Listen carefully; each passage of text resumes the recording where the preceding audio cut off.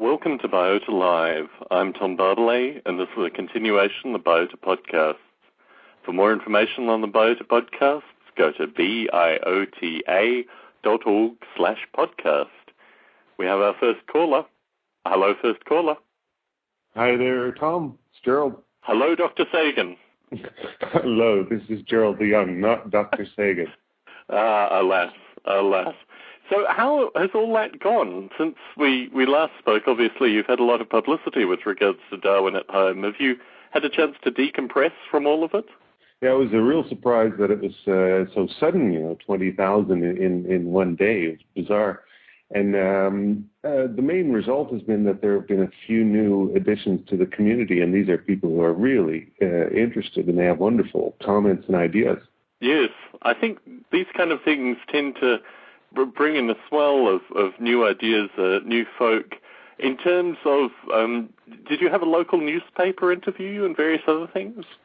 Yeah, it's actually one of the national newspapers, and it was also potentially for a radio show. So, yeah, who knows? The thing that it's done most for me is given me an idea of what would be possible. If it sort of caught the attention of something significantly, public, then I've just seen that it can spread really quickly, and you can get a lot of attention really quickly. So it's motivated me to go back to the code and create something that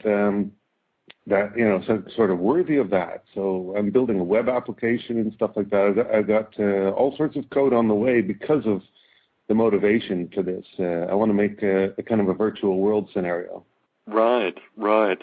And I know that the video that was first featured on Boing Boing was actually one that you'd probably produced about 18 months to 2 years ago, wasn't it? Yeah, at least. So I guess the motto of the story for the community is produce these kind of viral videos that explain your project in 10 minutes or less, and just leave them there, and eventually, potentially... And eventually is right. I mean, if there's a lesson in here, it's be very patient. Well, yes, be prepared to do a lot of tinkering before the likes of Boing Boing picks up the article. So, in a kind of midterm sense, do you get a feeling of the new users, the kind of numbers that came through in a kind of practical nature? I haven't been watching the server to see how many users are busy with it. I'm sure that's negligent on my part. But what I'm doing rather is I'm spending all my time preparing for the next phase. What I'm setting up is like a system where people sign in with a valid email address. I'm going to create a kind of a slow motion universe where evolution is happening, and then when you sort of download the client and participate, then you get to accelerate the evolution of your creatures. But the whole thing happens on the server very, very slowly. Right. But you haven't had anything like your podcast numbers swell to a point where your server shuts down or anything like that? Well, like I said, I'm not even really looking at those numbers. For me, it's not that important what just happened. I already have a feeling that it can explode really quickly. I do know the numbers on how many people viewed that video, and I expect that most of the people just viewed the video. But the point is really to get to something, to get to a sort of a software offering that could maybe catch a second wave. Now, I've been signed up to Twitter recently, and I went through the folks that were talking about the Biota podcast through Twitter. I'm not sure if you're familiar with Twitter, but it's 140 characters. And I'm on it every day. Oh, are you? Oh, very good, very good. So certainly around the Floss Weekly period, the amount of twittering associated with Biota and Noble Ape increased quite dramatically, and it also gave me a sense, as I've done with Facebook with regards to Biota and Noble Ape, that I need to follow the people that are talking about Biota or Noble Ape so I get a sense of what else they're talking about, particularly with regards to this podcast, to get the podcast as applicable as possible to people that are already interested. So, I mean, the way that one tracks this kind of stuff once it happens, as you say, sometimes you have to take the long view that you'll just go back to doing what you're doing, and then, when you need to check these things, you'll go back and have a look. But, I mean, you've been on Biota Live before, Gerald, so you know we've got some news and notes, and I was expecting Jeffrey Ventrella to call in this evening as well. I'm not sure whether we'll get a call from Jeffrey, but I'll go through the news and notes, and then we'll get started on this evening's topic, which is a favourite of yours as well with regards to spiders and web weaving and various other things. So the next episode, speaking of spiders, will be on Halloween, October 31st, Friday, 8 p.m. Pacific. I thought we would discuss the scary things associated with artificial life, and we have talked a little bit about Frankenstein and various other metaphors for artificial life, but certainly I thought there were a number of dark future possibilities or even historical stuff associated with artificial life that led themselves towards the Halloween theme. Grey Thumb News, Grey Thumb Silicon Valley, will be meeting on Tuesday, 28th of October at SRI International. The topics are somewhat divergent. It looks like it'll be a Biology 101 and object-oriented programming related discussion. I think they've moved to a kind of small group that sits around and talks about various projects and ideas. So if that's of interest to you and you're in the Silicon Valley area, Tuesday, 28th of October, SRI International. Get in contact with me, tom@nobleape.com, if you want more details. So we're talking about threading and various other things that may come up at the meeting. So if that's of interest to you, that's when it is. Per last episode, the bandwidth-related concerns associated with Biota are obviously going in the once every other week format associated with Biota Live has quelled some of our bandwidth-related concerns, but folks who downloaded the last podcast and who'll download this podcast should notice a substantial improvement in download speed, basically because it's now running on my server. The EvoGrid update. Well, I got an email from Bruce Damer, who's in Padova currently in Italy. It's the oldest university in Europe, 1222. He sent me a photo. In fact, he sent me a series of photos of him giving a talk with the Divine Action and Natural Selection book, Dick Gordon book, behind him, with a crucifix above him and Galileo Galilei staring down from above. It was quite a strange set of photographs, but Bruce is in Europe currently. He will be back in New York. I heard from him for a week from the 30th. So he may actually be calling in the next Biota Live. But for folks in the New York area, in the Manhattan area, I know Adam Eremenko will be coming down when Bruce is in New York, and it will probably be the inaugural meeting of Grey Thumb New York. So that will be going on relatively shortly. If you're in the kind of greater New York, New Jersey area and you would like to go to that meeting, give me an email, tom@nobleape.com, and I'll put you on the communication list associated with that little get-together. The Biota CDs. I was cleaning up my Biota CDs recently. I sent some on to Dick Gordon in Canada, and I realized I have about 60 of them left. Did I send some to you, Gerald? Yes, you did, actually, yeah. So I have about 60 left, and folks listening into the podcast who would like 10 or so CDs, 10 or more, please get in contact with me, tom@nobleape.com. I will send them to you at no charge, and you can pass them on to friends and random folks that you meet on the street in order to explain what this whole Biota podcast thing is about. I think the CDs have gone out slower than expected in some regard, but certainly the initial 400 that went out at Artificial Life 11 were received very well, and I do get the sense that people are still handing them out. Travis Savo actually emails me on a regular basis describing the events that he hands out the Biota CDs at. Have you handed any out, Gerald? I haven't had the chance yet, no. Right. Maybe the next Grey Thumb Netherlands meeting. Do you have a sense of when that's going to be? No, I haven't got any plans for that at the moment. I'll have to look at it again. I've been very busy at work, actually.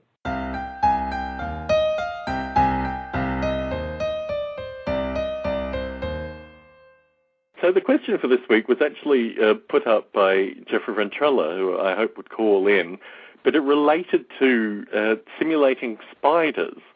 And I thought it was a particularly interesting topic because certainly in correspondence, and Gerald was on the most recent correspondence, it seemed to be an interesting discussion of kind of genetics versus intelligence. Jeffrey went back to the Whit-Read paper, the fabled Whit-Read paper associated with spider web building from 1965, which looked at giving spiders various kinds of drugs, including caffeine.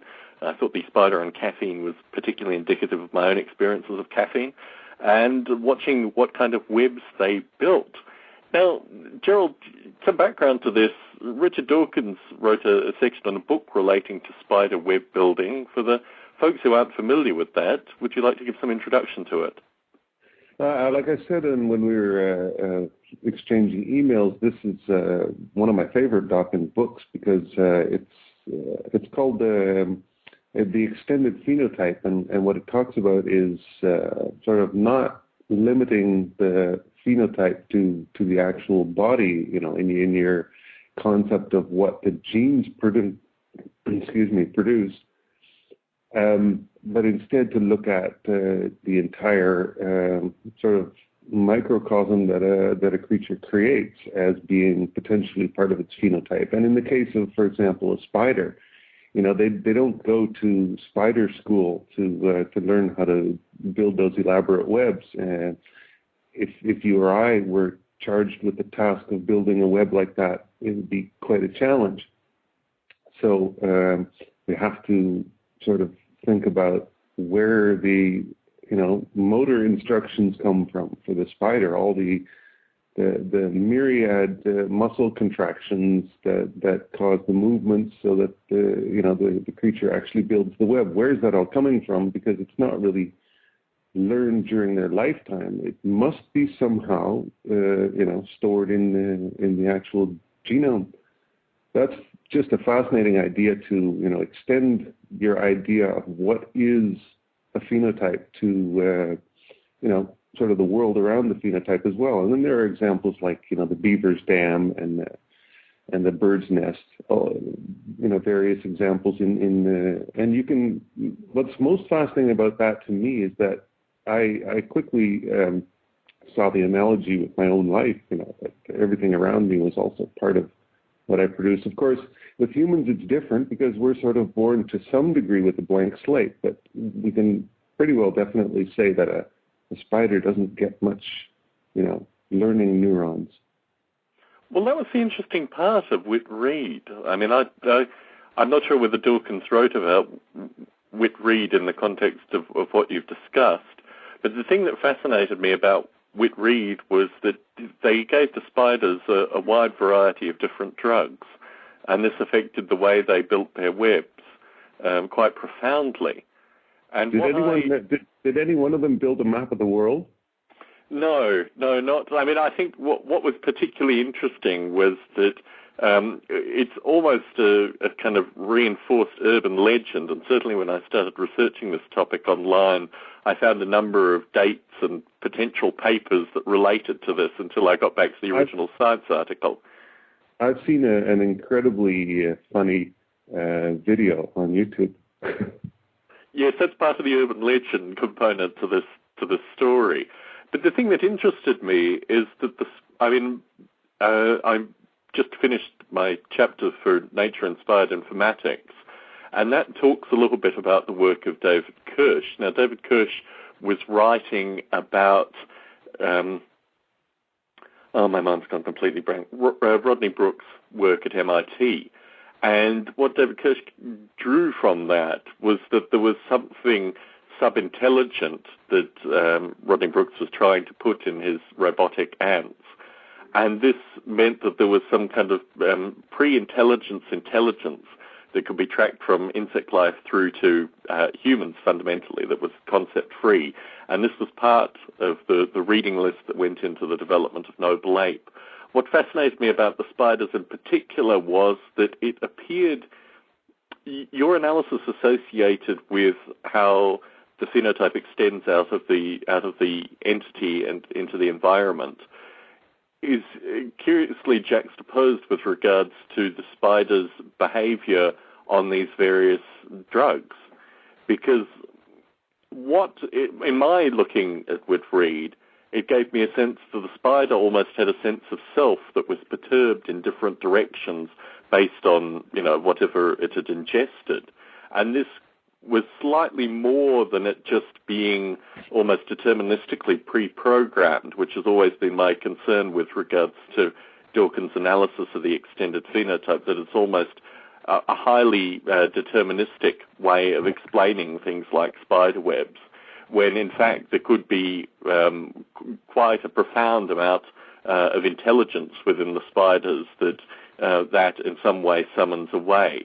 And certainly looking at the spider patterns based on what Whit and Read had fed them, indicated to me that the spiders were probably considerably more intelligence just with their simple circuitry than we had probably given them credit for, particularly with regards to the diversity of the web deformation. I mean, when you think about a spider building a web, and I was thinking about this with regards to talking to Jeffrey about how one would simulate this, it occurs to me that the more intelligent options you gave the spider, the more interesting the genetic algorithms or even possibly genetic programming would be in terms of just letting, I don't even know what kind of fitness functions one would give, probably things to do with stability and catching insects. I mean, if you were to write a simulation associated with spiders building webs, where would you start, Gerald? I would. You're suggesting that we imagine that there's some intelligence involved, but I would really search tirelessly for the simplicity in a situation like that. For example, if you had a creature that was, imagine a sort of a Darwin at home creature, able to articulate a number of limbs and having senses so that it can perceive where connections are in an existing web in sort of the neighborhood of its body. And whenever it has, a concept of a number of connections, it adds one new connection. So that, it's whenever it sort of is in a situation where it fits the existing pattern, it has this sense that it's got to create something new to the pattern off over there. And then it could shift around and eventually shuffle into the next position where it's also familiar with. And at that point, plant one new connection as well. So, the thing would have to be sort of a generating algorithm. And I think a generating algorithm would be, potentially simple enough that you wouldn't have to attribute intelligence to it. But then if you were to give this algorithm caffeine or LSD, for example, One thing I'd like to highlight here, I'm not sure if this is entered your mind with regard to this study you're talking about, but we've been talking in the past about the virtues of peer review, and if you're talking about a study that was done in the 1960s and since then hasn't been replicated 15 times in different universities all over the world and comparisons made, then how much LSD were the researchers on? So I just want to make sure that this is a real study and that this has really been done because I don't know, I can't help it. I'm still laughing from the video I once saw on YouTube where it started out as a legitimate study, but at the end I think the spiders rode away in little cars or something.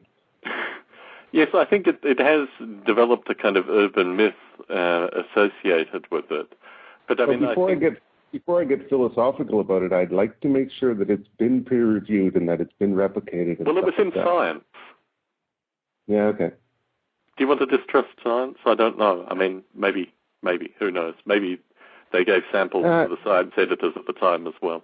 It was the 60s, man. Well, it was 65, which technically, by most definitions of the 60s, wasn't really the 60s yet. But anyway, rather than getting too historical as opposed to philosophical, I mean, what I got from it was the sense that these spiders obviously had, and it's an interesting argument because I don't think the extended phenotype eliminates the idea of intelligence. I think what intelligence comes into the extended phenotype is just a different set of parameters. And this is imagine, I mean, you talked about determinism. I don't think that's so much the central issue, to be honest, because, what you should picture is more that you've got a genome, and it's cobbling together during embryology. It's cobbling together a bunch of neural networks, and neural networks that operate dynamically in a dynamic world, but they don't change their connections very much. We've got neurons that are perfectly happy to dissolve connections and establish them elsewhere. So and we've got a whole bunch of them to spare. So we're just sitting around, forgetting this and learning this, and we go through our whole lives serving the memes, you could say. But when you go to a spider, they've just got this tiny little head. So what I imagine is that the genome sort of, fabricates piece by piece a sort of a neural network that is, from that point on, relatively, static. It doesn't change anymore. It's, it's not related to determinism anymore. You've created a neural net that functions during a lifetime, but it just doesn't change during that lifetime. It's built by hand by the genome, and so that sort of absolves you from the problem of determinism. But it still doesn't explain Witt and Reed particularly well in terms of. No, I'm calling that study into suspicion a little bit, but I'd like to hear more about it. If you can tell me what sort of the characteristics were produced. I mean, the way I would want to analyze them is I would want to think, okay, suppose you're a spider. Suppose you only understand your very local environment. You don't understand anything about the universe. You don't really think about flies. You're just following this compulsion to build a web, and damn it if it doesn't catch some for you. You're just not conscious of the whole big picture. And then try and figure out how to cobble together something like that. If this study,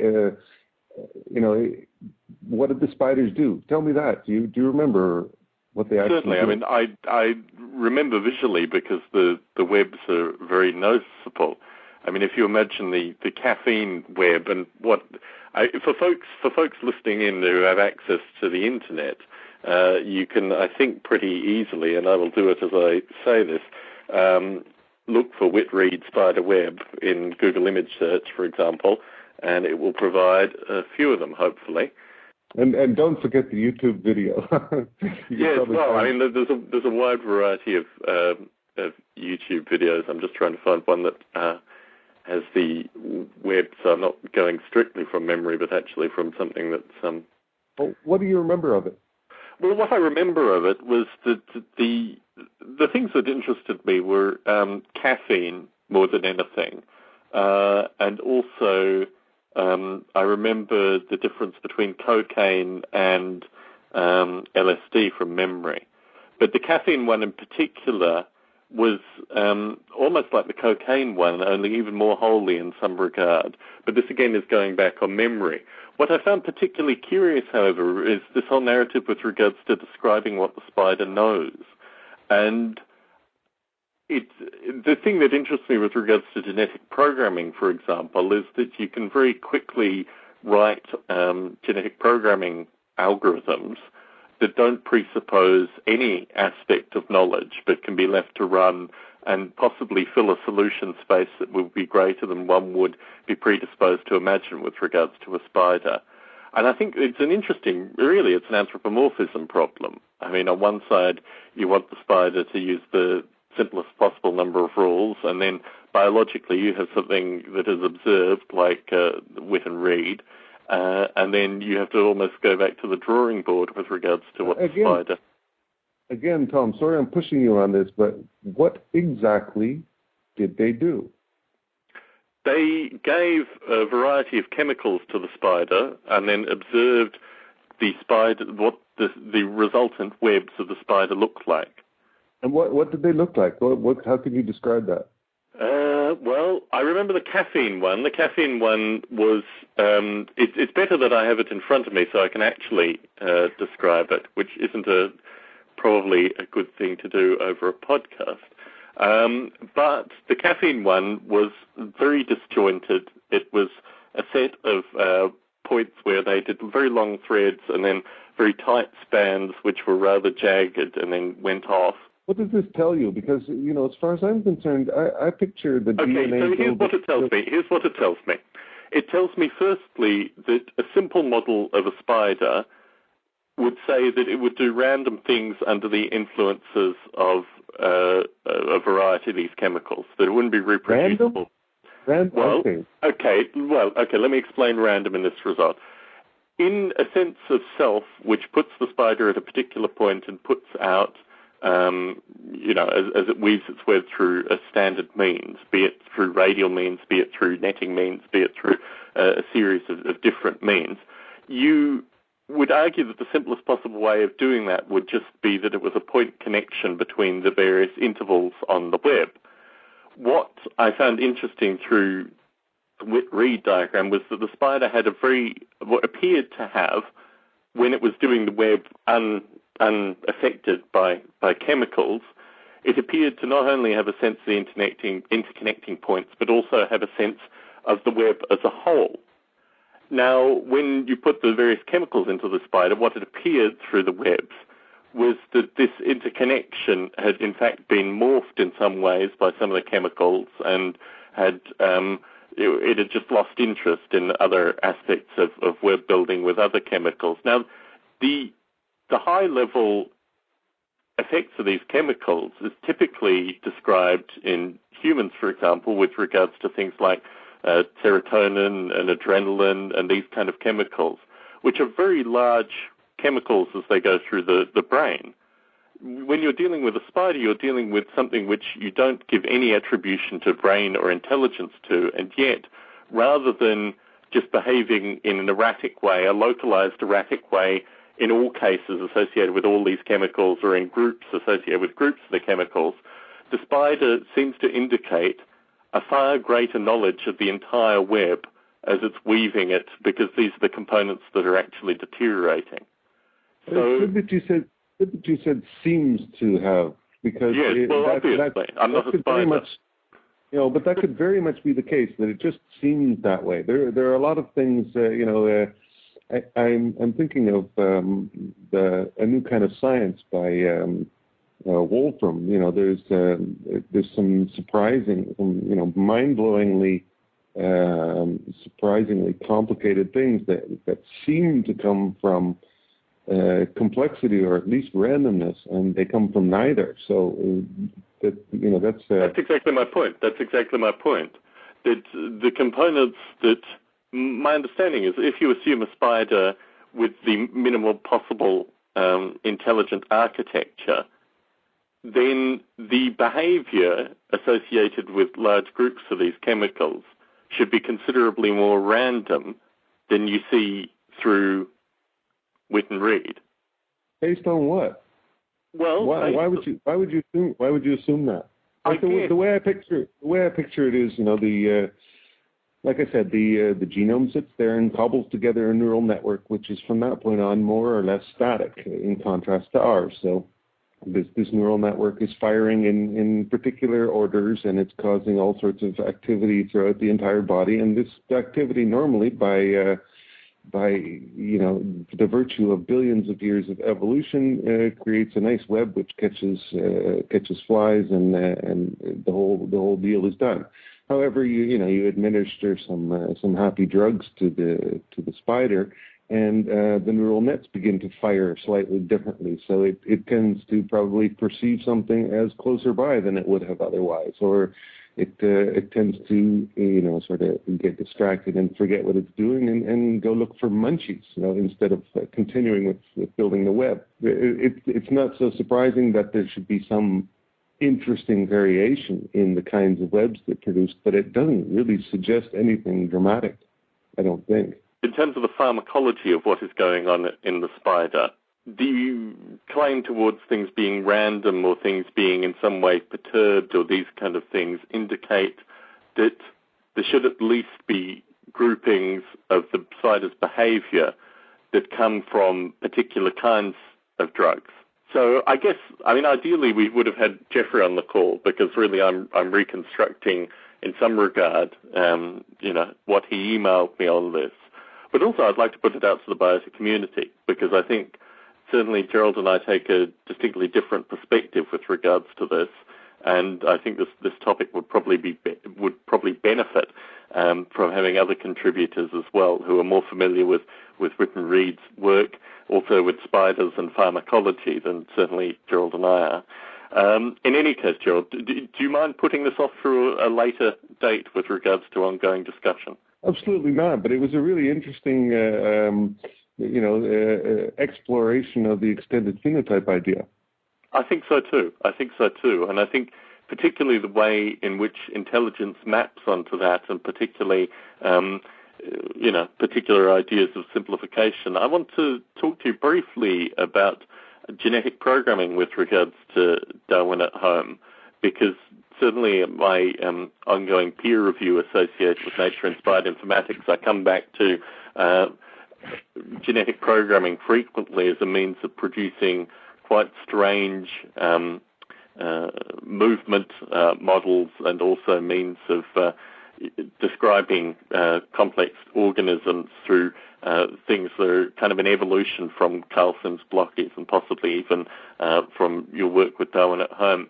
Have you looked at genetic programming at all in terms of locomotion and even constructing your Darwin at Home creatures? Well, I would be probably exploring that all the existing research and studies in depth if I were in the process of doing a PhD. But at the moment, I'm not. So I'm not digging through the existing literature. Instead, I'm sort of cobbling together something and trying to make an argument that it should make sense as I'm going. More or less as a way to optimize on time, because I just don't have the time to study all that stuff. So I'm just trying to, come up with something that is has a sufficiently simple basis that it sort of has to make sense. Yeah, I think this is the legacy problem of kind of hobbyist artificial life developers, is that we're constantly fighting against our other lives, basically, as we construct these artificial life projects. I mean, certainly, I hope you'll have a chance to have a look through nature-inspired informatics, mainly because it's also got the section on the Noble Lab cognitive simulation that we've discussed on a previous Biota Live. But certainly, I'll highlight the particular chapter associated with genetic programming that interested me and certainly resonated with, I think, some of the stuff that you've done with Darwin at Home. The thing that interests me in particular is the metaphors in terms of island evolution, and the idea that this could be put into moving creatures or species or things of this nature in a very profound sense, although I'm not sure how it would all link back together. But certainly I think there's a need for folks out there who are listening in that have interests in starting their own projects to consider contemporary literature as well with regards to these kind of things as you frame your projects, or potentially even help Gerald and other folks who are doing this kind of stuff with your own genetic programming or genetic algorithm implementation. I couldn't agree more, Tom, and I would I would like nothing more than to have a couple of people in the Darwin at Home community who can correct me when I'm wrong, and can give me hints as to the things that we've learned about how physical, real biological genomes work, and anything in this area that can be described sort of concisely enough is very welcome. I love this kind of stuff, and I like to read a book once in a while too. But it's just so limited in the amount of time that, I want to create a kind of a game scenario, and there's a lot of work involved that's not necessarily academic. The whole thing has got to operate smoothly. It's got to be sort of put together right, scalable, etc. So I have to come up with some pretty novel ideas how to make it, that sort of thing. So that takes a lot of work as well. It does.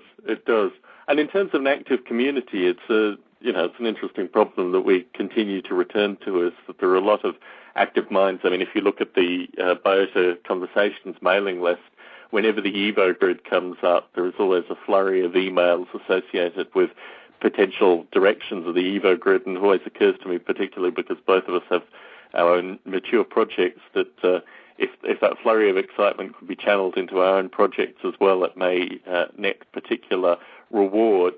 But in complete contrast to this, I'm doing, in fact, what I planned on doing with Jeffrey Ventrella this evening with you, Gerald. So excuse me that you haven't had the benefit of the correspondence or notes associated with this. But our last episode was recorded on the topic of open source, and I got a lot of correspondence associated with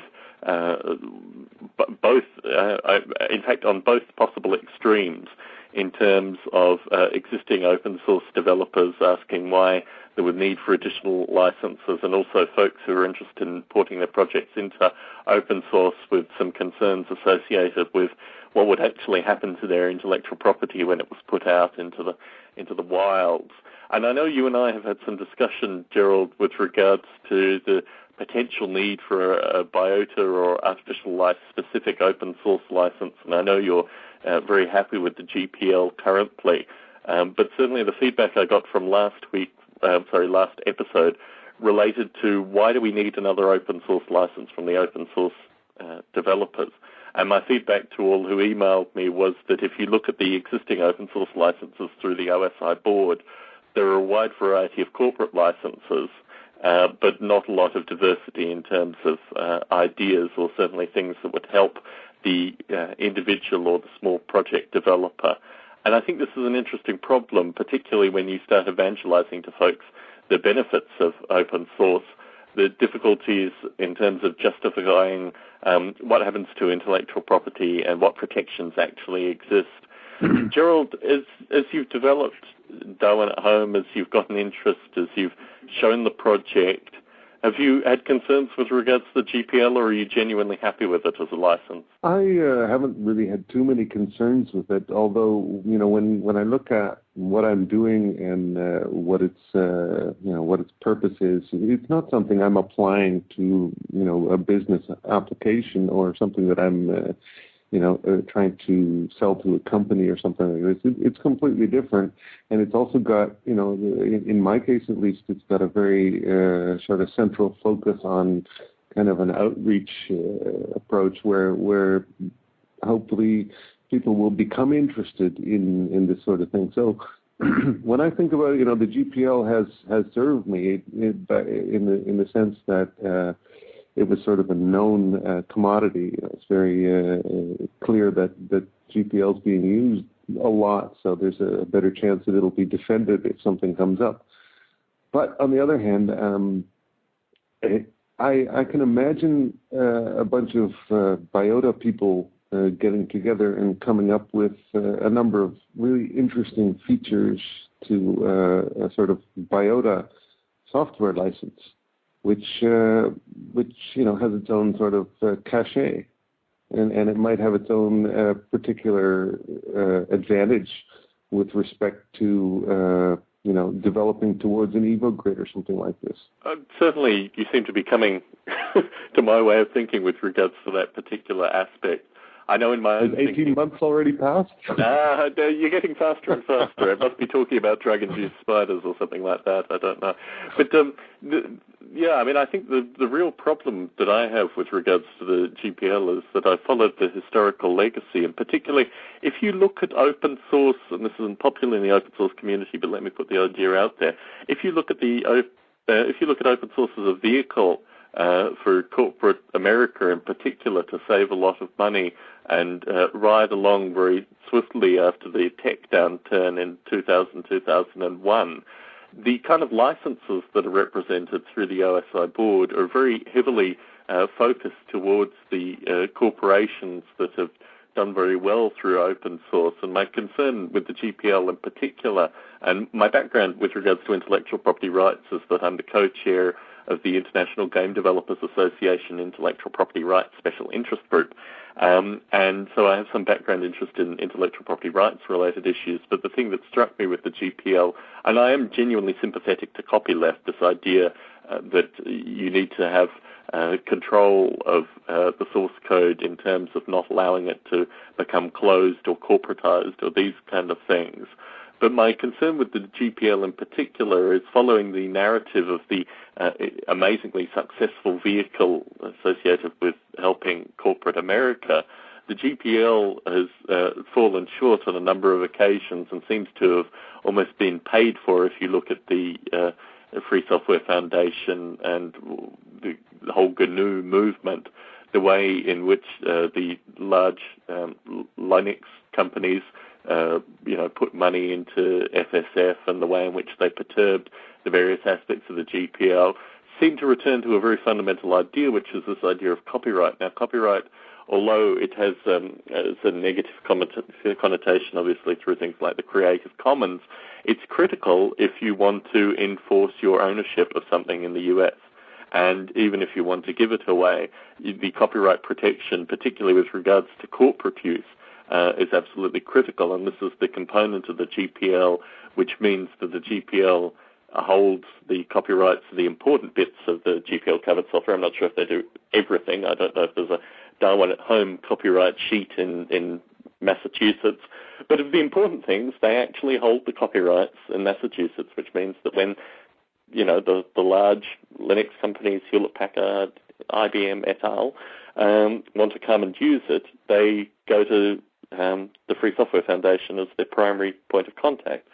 And I think there is potential for us to do something similar, either where the copyright was held by the individual, because I prefer that. I don't want people to think that we're trying to create a FSF-like Biota mechanism to bring in, millions of corporate dollars into Biota. I'd much rather see it go to the various practitioners. But there needs to be some mechanism where the copyright is held by the practitioners, and I think Biota offers a novel way where we can provide this copyright. It costs $35 and we would probably need to renew it on maybe an annual or an every other year basis with regards to a majority of the projects of the community.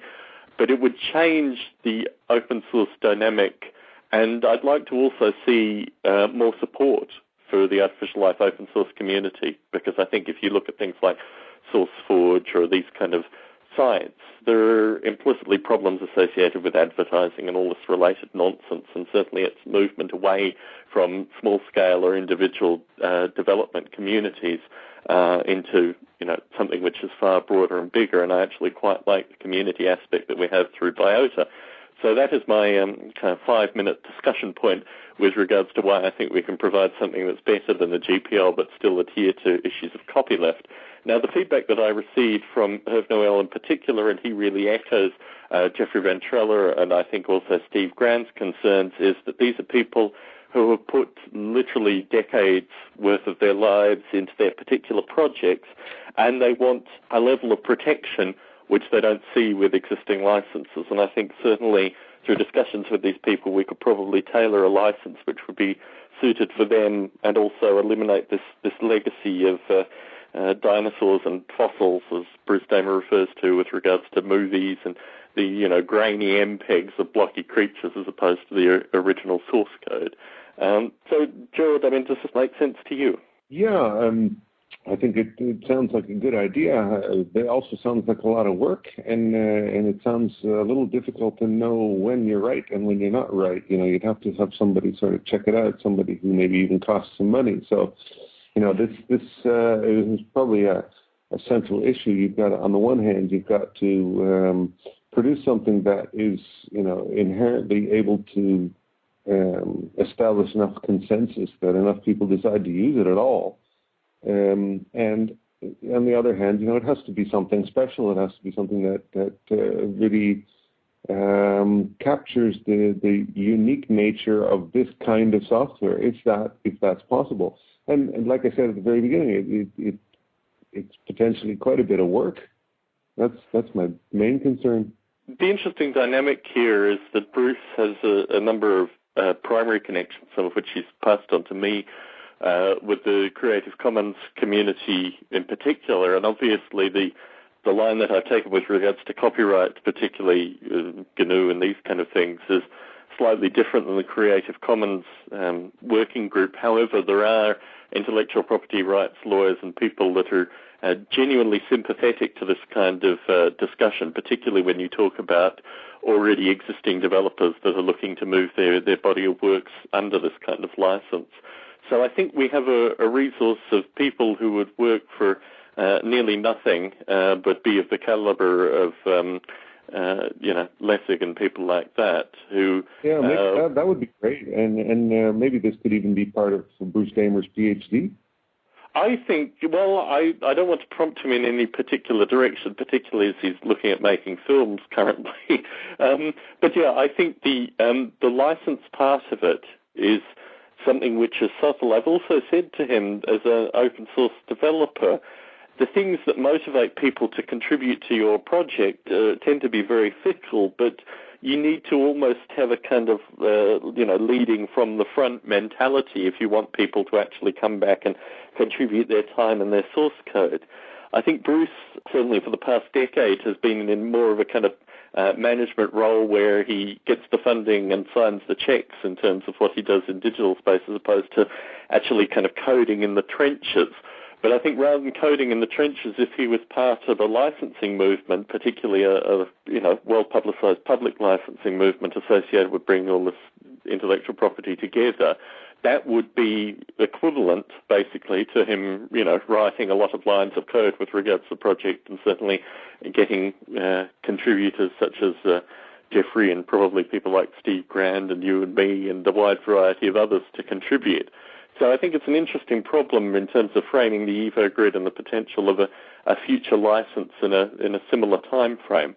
But I think these are the kind of discussions that I'd like to be making with regards to, and I think it all resolves back to the quality of life issues that we've discussed very briefly in the past as well. I mean, what we talk about here in terms of we'd love to have the time to read the papers, to put into our projects, and the finite amount of time and how we utilize this all comes back to the quality of life issues as well. I find this particularly now as I'm writing for publication. I think I'll probably attempt to get a chapter or two in next year as well. And these kind of time frame cycles, my development time has gone down to virtually nothing as well. However, at the same point, I'm motivating a different group of people than I would be through just doing releases of Noble Ape currently. And I think the license component, and particularly when we start having serious discussions associated with intellectual property rights, which hasn't really been had in the community as a whole. I mean, this is why I'd like to have Jeffrey on the call this evening too, because obviously he has a kind of legacy of developing stuff that goes in a variety of different directions that he doesn't necessarily have any control over. And if you look at his primary work, although obviously he's stood on the shoulders of giants with regards to where he's come from, the particular directions that he's taken. If you look at game movement, for example, entities moving in a realistic fashion with genetic algorithms, Jeffrey has a wide variety of research which is quite fundamental in contemporary game development. So having him on the call this evening would have given us a greater degree of insight. I mean, my communication with Jeffrey gives me the indication that he's very easygoing with that kind of stuff. But I think of a community, if we kind of motivated the collection of this, we could then look at how, whether this became a game SDK or these kind of things, how the community would then move through these kind of issues. Now, Biota, in a structural sense, is part of the Contact Consortium, and certainly in recent months, particularly with the success of this podcast, I've talked to Bruce about the potential of Biota either spinning off or in some way changing the relationship with regards to the consortium, because most, aside from the Digibarn, which is Bruce's computer history museum, Biota is one of the most active aspects of the consortium, and these kind of problems that come through seem to indicate that Biota might either spin off or form a different role in the consortium. Gerald, when you looked at the video that I put out recently of Biota 3, what were your thoughts with regards to that time in terms of a kind of contemporary context as well? I don't know. It was a surprise actually to see those old videos back. That was a long time ago. It was kind of a strange times for me as well, because went over to San Jose, and it was a very inspiring but sort of bizarre few days. What I was thinking was sort of like, wow, we were almost there then, and then somehow it stopped. It was like there was some real momentum building up, but I guess it was the .com crash that sort of. Well, particularly when the people put their hands in the air. I mean, there was a section of the DVDs, there was a series of DVDs, and I missed your section because you were talking about how XML would be transmitted through Biota World, and it was a beautiful kind of hark back to Gerald in a kind of historical sense and also a contemporary sense as well in terms of what we're doing with the EvoGrid currently. But it's a section, and really what you see in the videos, I think the last 18 minutes are probably an hour-long discussion. But it's a section where everyone raises their hand, who requires this to happen in order for the continuation of their own research. I mean, this kind of element where you see all the hands go up, basically, and you think, well, with that kind of momentum, with, 30-plus people behind it at that point, as you say, it needed to be something that was particularly catastrophic in order to cause things to stop. But at the same point, our contemporary community is based on people that aren't paid. So we have, in fact, evolved into something that's considerably more strange and somewhat more dynamic, but probably may have a survival mechanism built into it that will eventually get these things done. I mean, is this your thinking? Yeah, I guess we've had a kind of an extinction event, right? Yes, we're the grizzly old dinosaurs that have survived somehow through the extinction event. No, we're the velociraptors that are going to turn into birds. How's that? That's a good metaphor. I was thinking that we were probably the lungfish that went back into the ocean again or something like that. But yeah, probably equally velociraptors becoming birds. In terms of historically, and I asked this of Bruce Damer, but what have you learnt from that transition that would stop the same thing from happening again with regards to something like the EvoGrid? Yeah, well, so the things we were just talking about now, if it were, I'm not sure how feasible it is, but if it were possible to develop some sort of Biota license that is, compellingly Biota-oriented somehow and, stands out in that respect and respects, pays homage to particular things.